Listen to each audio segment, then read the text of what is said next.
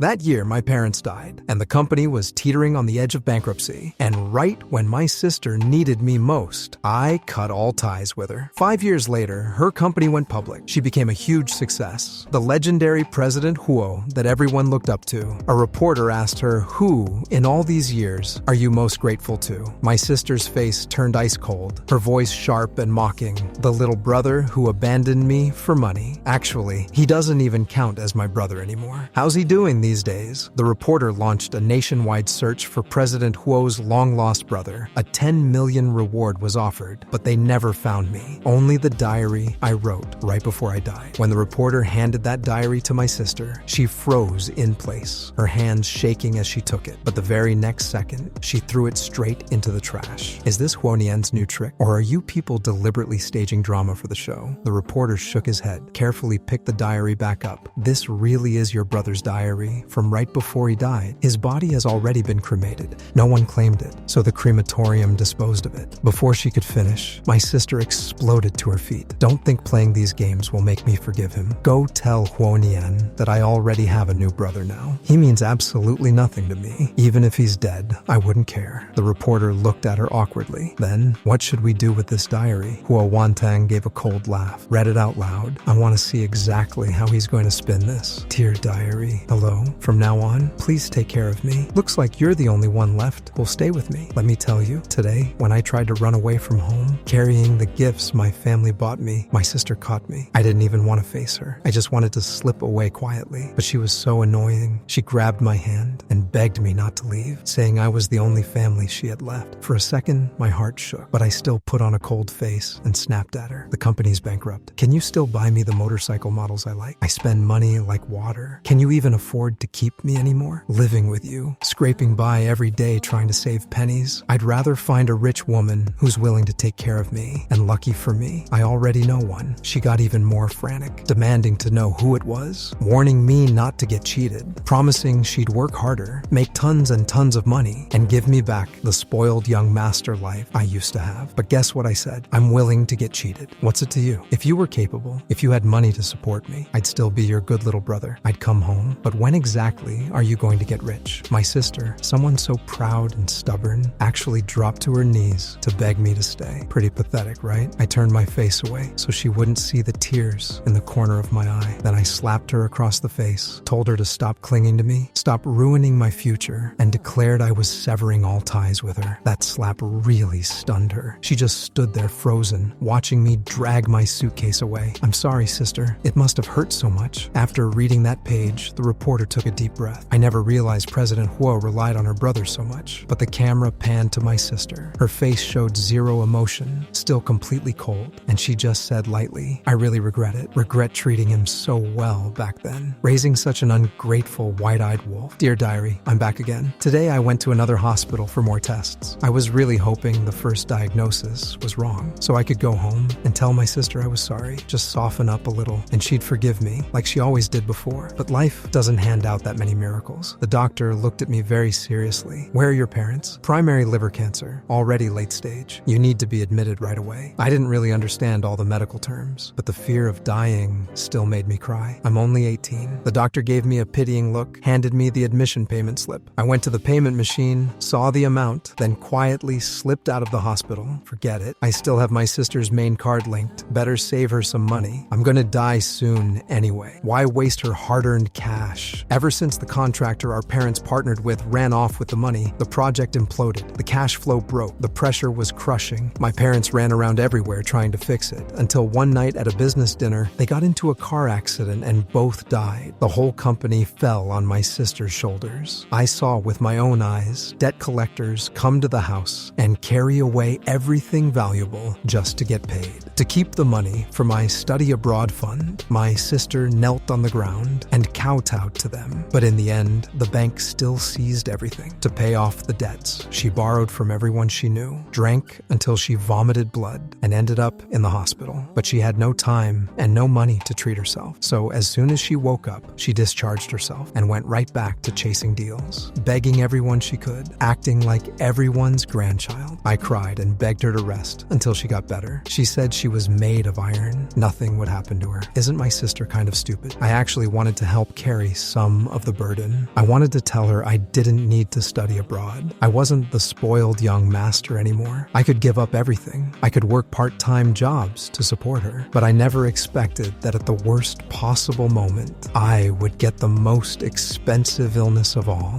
Dear diary, don't you think I'm pretty useless too? The reporter's eyes turned red. It seems your brother really did have hidden reasons for leaving you. So young and already terminal liver cancer. How tragic. Huo Wantang sneered. Nice try with the sob story. Lin, don't fall for it. Huo Nian has always been the best liar. When he was little and wanted to skip school, he'd fake a sprained ankle, scare the whole family into rushing him to the hospital. His acting has always been top-notch. Hopefully that's all this is. Last night I couldn't sleep again. Not because I didn't want to, but because the pain was too much. The disease is getting worse. Without painkillers, I really can't bear it, but I have no money. Right now there's something more urgent. If I don't pay rent soon, the landlord will kick me out. I'm actually going to end up sleeping under a bridge, like I used to tease my sister about. When I was little and read wuxia novels, I thought sleeping under a bridge sounded so cool for a hero. But now that I'm grown up, I'm terrified of having no money. So I listed the few gifts my mom and dad gave me for sale online. They were almost the only things I took with me. But whenever someone actually asked to buy, I made up excuses and refused. Truth is, I just couldn't bear to part with them. In the end, the pain and hunger got so bad, I finally forced myself to withdraw $500 from the card. Sister, I'm sorry. I spent your money again. After becoming poor, I actually lost my picky eating habit. When you're starving to the point of passing out, you'll even pick half-eaten dirty buns out of the trash. And honestly, they tasted pretty good. Turns out, poverty cures every spoiled young master disease. I bought a bag of steamed buns and a bottle of water at the supermarket, got some more painkillers at the pharmacy, and saved the rest for rent. My teacher called again, urging me to come back to school. With my grades suddenly skipping class looks really bad. I was afraid he'd contact my sister, so I offered to drop out, but he still called her anyway. Just now, my sister called me. Her voice was cold again. Huo Nian, I know you don't want anything to do with me anymore. I don't care what woman you've latched onto, but you shouldn't throw away the education you were always so proud of just for her. How can you face our parents acting like this? After more than 10 days without hearing her voice, it felt like forever, like half a lifetime. I covered my mouth so I wouldn't sob out loud, but the tears just kept falling. Sister, I miss you so much. On the other end, she sounded impatient and dropped one last line. If you keep this up, I really won't care about you anymore. Then she hung up. I cried for a very long time. Dear diary, I think I'll block my sister after all. Tomorrow I'll go through with dropping out. The reporter saw Huo Wantang's expression flicker for a moment, paused, wiped the moisture from the corner of his own eye, turned the page. Dear diary. I moved. The old place was $51 a night, way too expensive. I ran around the whole city all day and finally found a spot in a rundown urban village in the south. Only 31, 4 beds in the room. Right across was this creepy old guy. The first time I saw him, I was scared. I gave the sister who helped me a grateful look. She's in the bunk below mine. Her name is Jia Yang. She looked up at me and smiled. Relax, Big Sis has your back. Big Sis is so nice. That night after taking my medicine, I slept really peacefully. I had a dream. In the dream, Mom and Dad took me and my sister to Disneyland. They knew I loved Iron Man, so my sister queued for hours for me, and when it was finally her turn, we were standing nearby, watching happily. But after the photo, when I turned around, they were all gone. The sky that had been bright and sunny suddenly turned black. I got scared and searched everywhere, but couldn't find them. I woke up in a cold sweat. Big Sis was looking at me worriedly. You okay? I shook my head. She asked why I was living here. I told her everything. I don't know why, but I just trusted her completely. After listening, she didn't say anything. She just hugged me. Her embrace was so warm. She told me she was an orphan, got adopted, but suffered domestic violence from her foster father, couldn't take it anymore, and ran away. Started hanging out on the streets as a teenager, met all kinds of people, learned a lot of ways to protect herself. She said, someone like you needs me to look after you. Big Sis taught me tons of money-saving tricks, picking near-expiry food at supermarkets. Sometimes they give you a discount. Sometimes they just let you take it for free. Going to the wet market and collecting the vegetable leaves the aunties throw away. Cut off the rotten parts, blanch them, and they can fill your stomach. Jia Yang also took me to do part-time jobs to earn some extra cash. One afternoon, I made $60. Holding that money,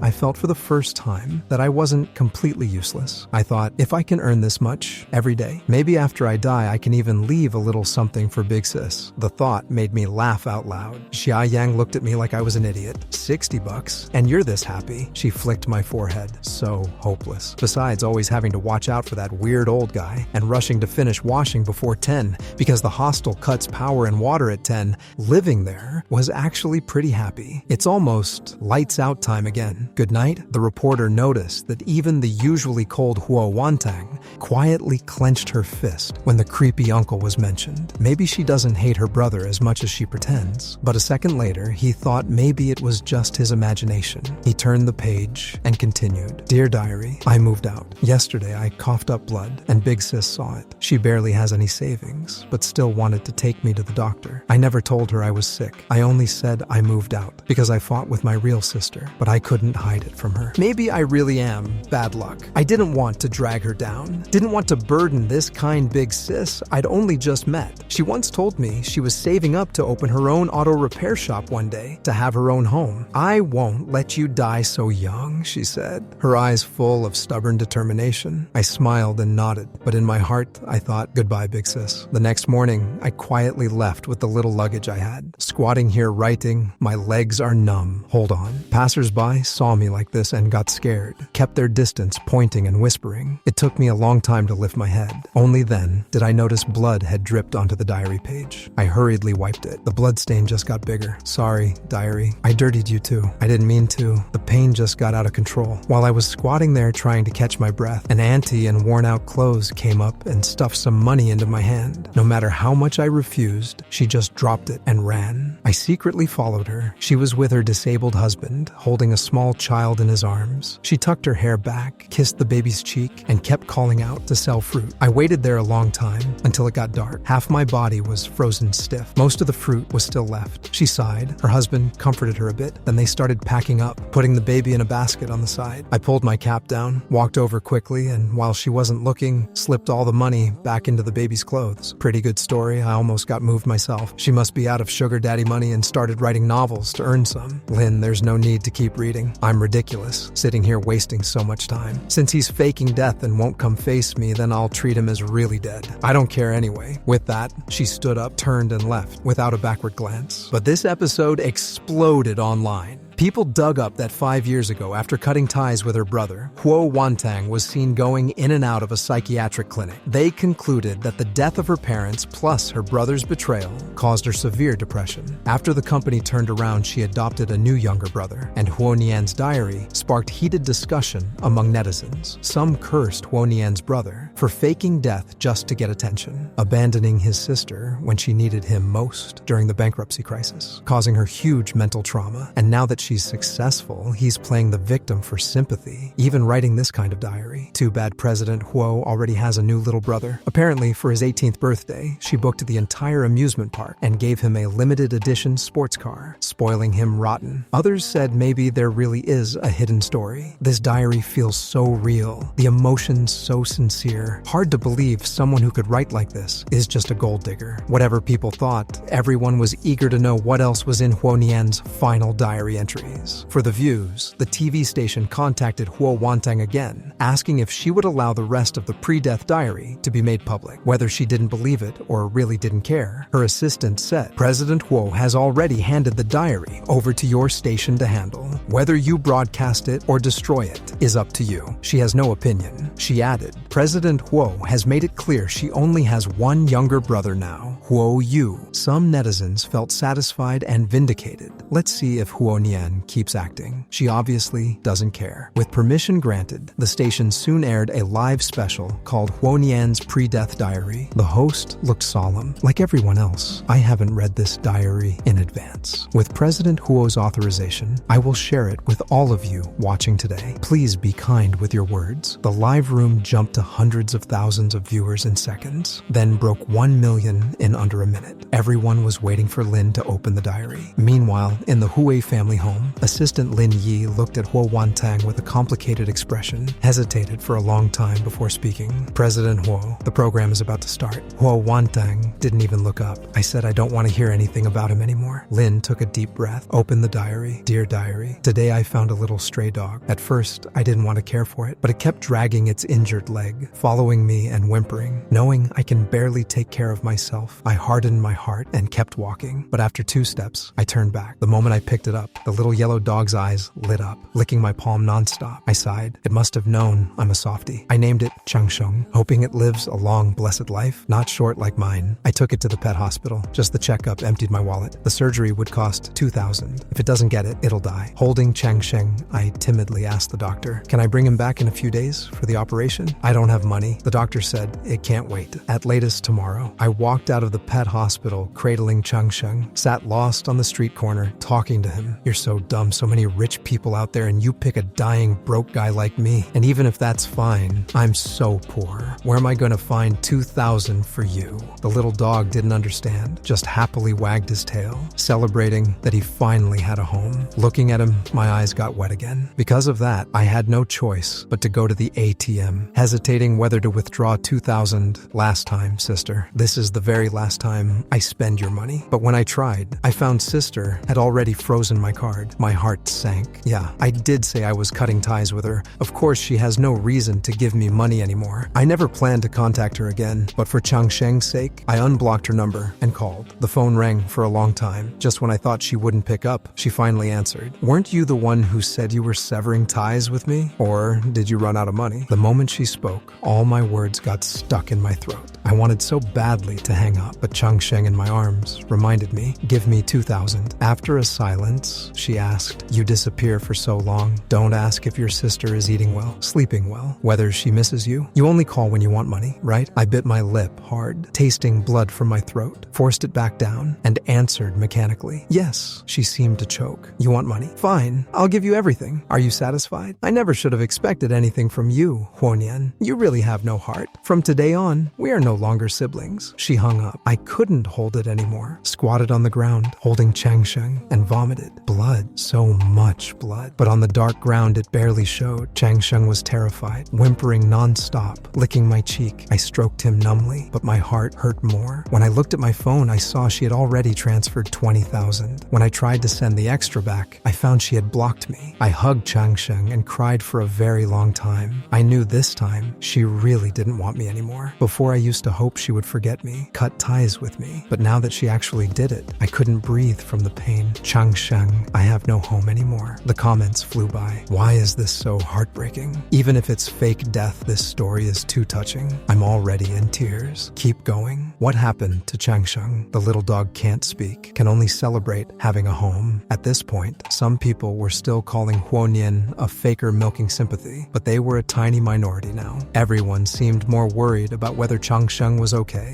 At the urging, Lin steadied himself, turned the page. Dear diary, long time no see. Good news, Changsheng had his surgery. He's healthy now. Bad news, he's an extremely clingy little dog. Follows me everywhere, even sleeps curled up by my feet. Also, bad news, my illness is worse. I don't know how much longer I have, maybe less than a month. When I go to the pharmacy to buy large amounts of painkillers, now the clerks look at me like I'm a junkie. Good thing I still have the diagnosis paper. After I beg a bit, they usually soften and give it to me. But the painkillers are getting less effective. To fall asleep, I have to take more. Yesterday, while handing out flyers, I suddenly fainted on the roadside, scared Changsheng so much. He kept licking my face, barking until kind people sent me to the hospital. I calculated sadly. Not only did I lose the part-time pay, I also spent a ton more money. He didn't finish the sentence, but I knew what he meant. I brushed it off and hurried out of the hospital. I can't afford to stay admitted. It's too expensive. At the hospital entrance, I found Changsheng. The moment he saw me, he ran over flying. But that night, I still tossed and turned in pain. Couldn't sleep. Changsheng sensed it, got anxious, but he couldn't do anything. Just pressed tightly against me, licking my face over and over like he was about to cry. I weakly raised my hand to comfort him. It's okay. But the next second,